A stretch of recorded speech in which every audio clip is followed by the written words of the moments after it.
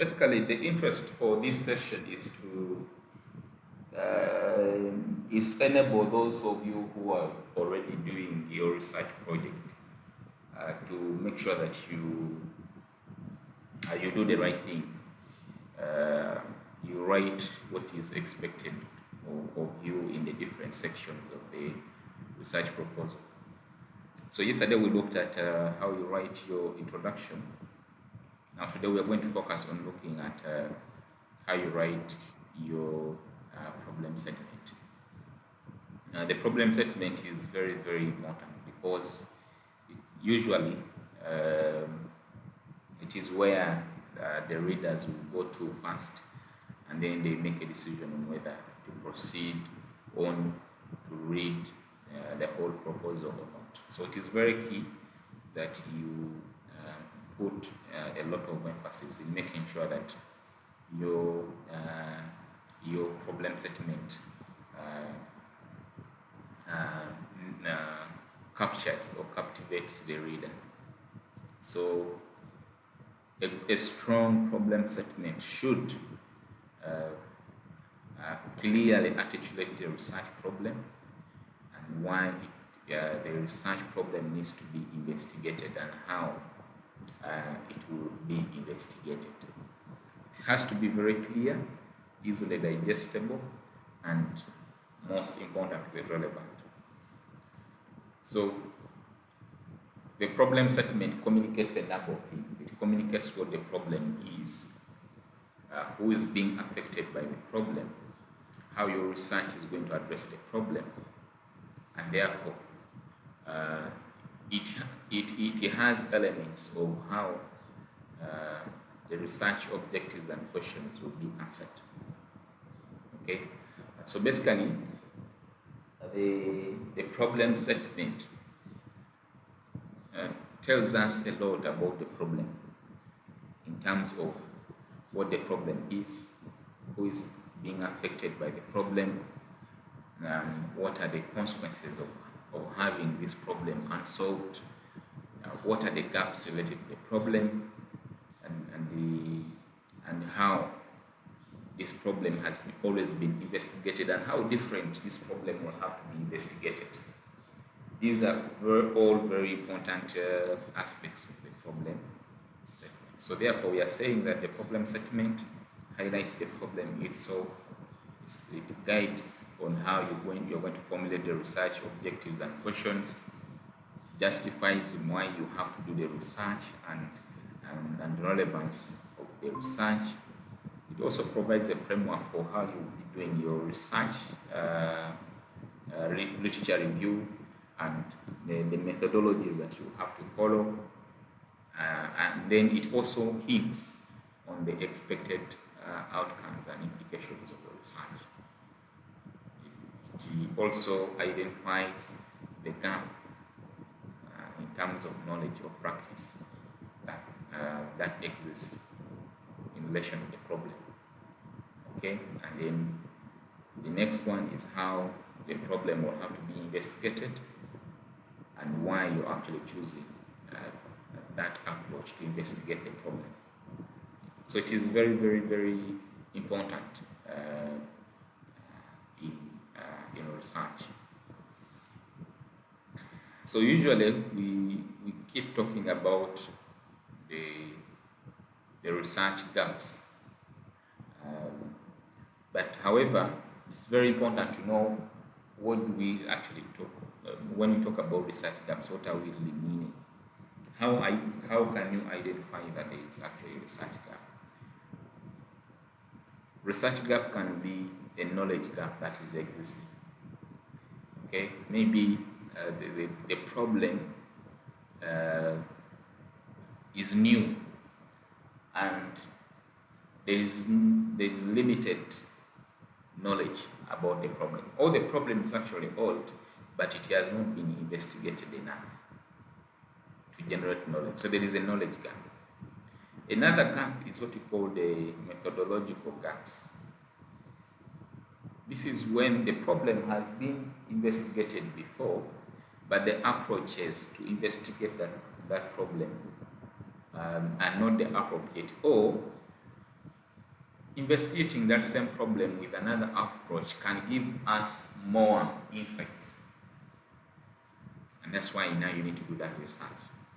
That is the methodological gap. And then we move to the theoretical gaps. These are areas where there is lack of coherent or consistent frameworks or models to explain a particular topic.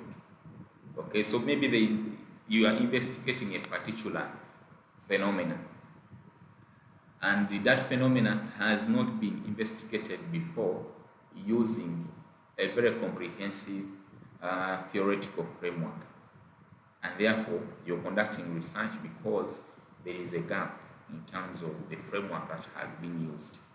Maybe the framework cannot adequately, or the frameworks that have been used do not adequately address the phenomena you're investigating in your research. And then the next one is what we call the practical gaps. These exist when there is a mismatch between the theory and practice. What people know and what people are actually doing. Why is there a mismatch? Why is it that things are not happening in accordance to what people know in theory? Okay?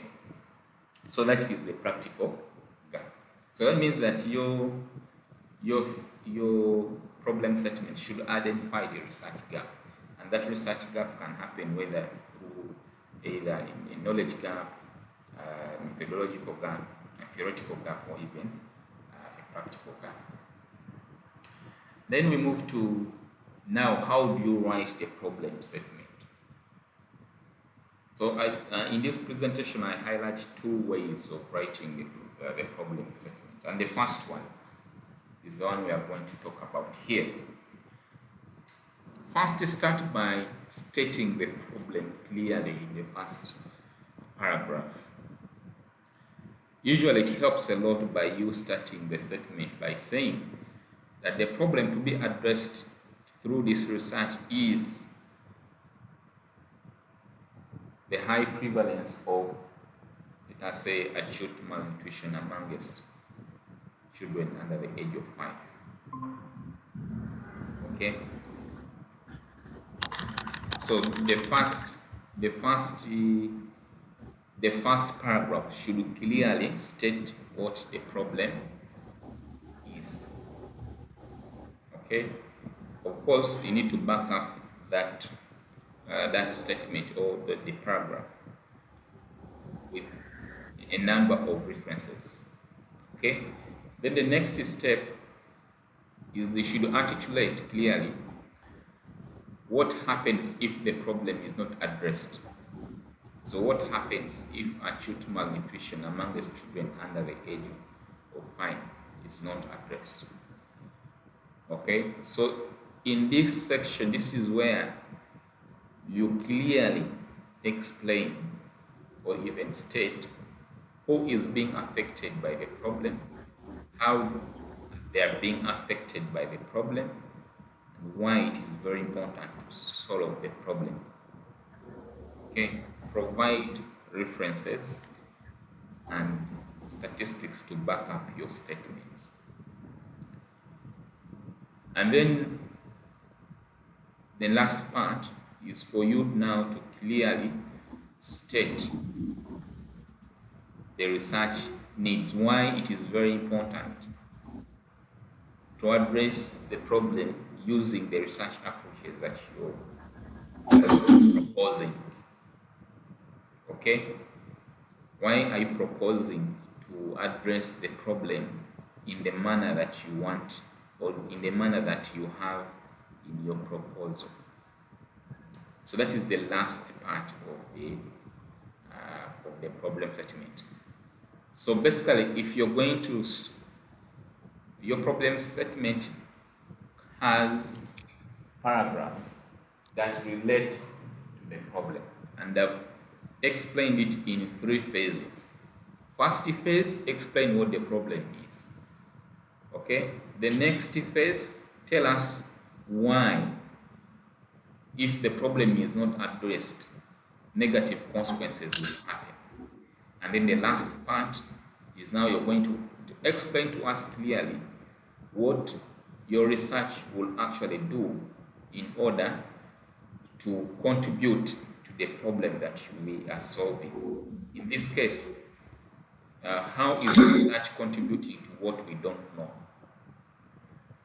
Or you clearly state that, you see, I'm going to do this research, but perhaps other people have done this, but they have not solved it in the way, uh, in a particular way that is appropriate, and therefore you're proposing this methodology, or you're proposing a different theoretical framework to investigate the problem.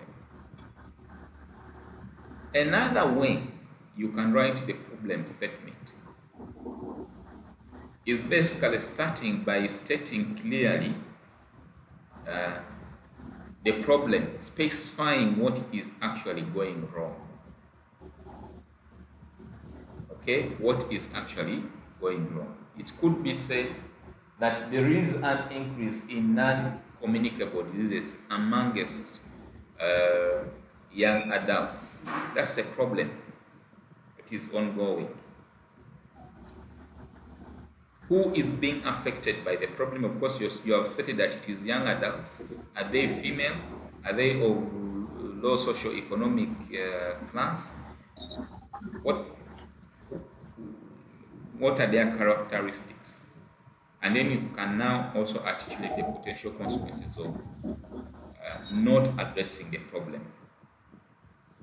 Okay, and then provide a statement that gives a brief discussion of the research that you're going to conduct. Okay, this is to say that you basically still provide an explanation for how your research is going to contribute to solving the problem that is going on. Okay, so that is how you can structure your problem statement. So your problem statement answers questions related to what is the problem, who is suffering from the problem, why are they even suffering from the problem, what happens if you don't solve this problem, what have other people done to solve this problem. And then now you come in to say that even if there are efforts to solve this problem has not been looked at in this angle, and this is where you want to address the problem.